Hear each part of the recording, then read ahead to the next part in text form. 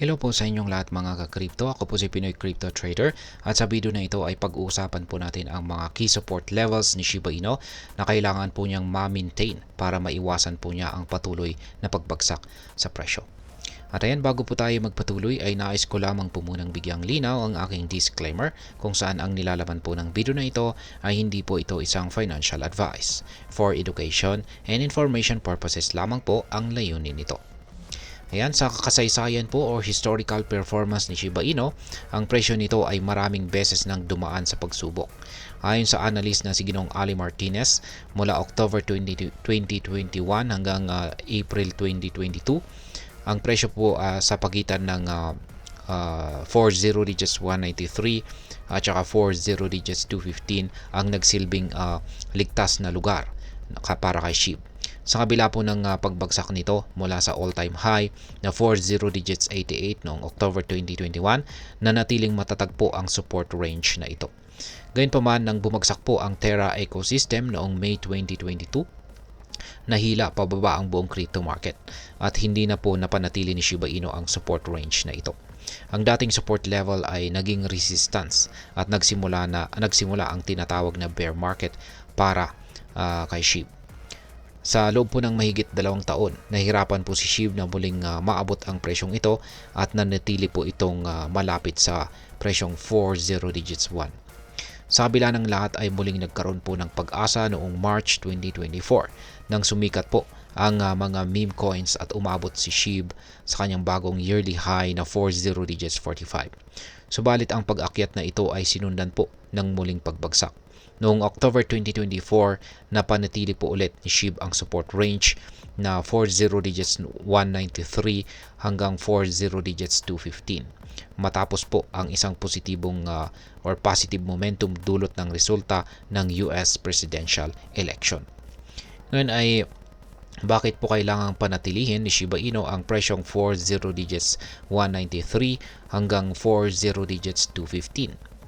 Sa kasalukuyan, ang presyong ito ay muling nakikita bilang pundasyon ng bullish momentum ni Shiba Inu. Ayon po kay Ginoong Ali Martinez, kung babagsak si SHIB sa ilalim ng price range na ito, posibleng magkaroon po ng bearish reversal o tuluyang bababa ang presyo nito. Ayon po sa datos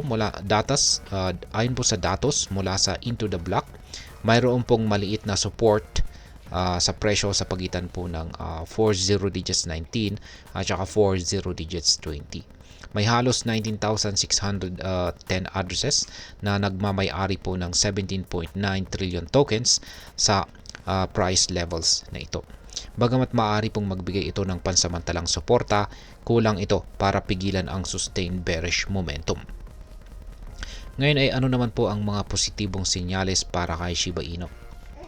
Yan, hindi po lahat ng balita ay negatibo. May ibang analyst na tulad po ni Ginoong Blantz Capital na naniniwalang nasa proseso si SHIB kung saan ay nasa accumulation phase po ito.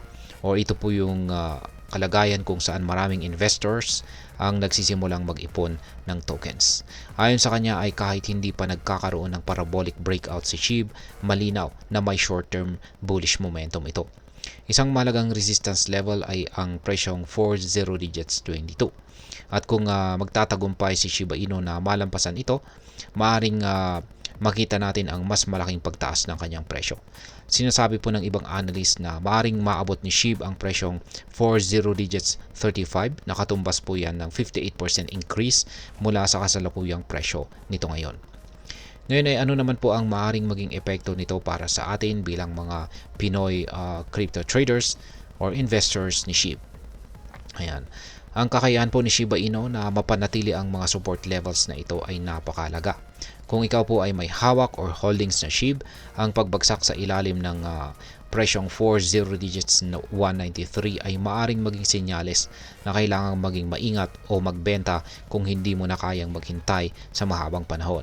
Samantalang kung napanatili naman ni SHIB ang presyo sa ibabaw ng support range na ito, maaari itong maging senyales na patuloy na lalakas ang itong si SHIB.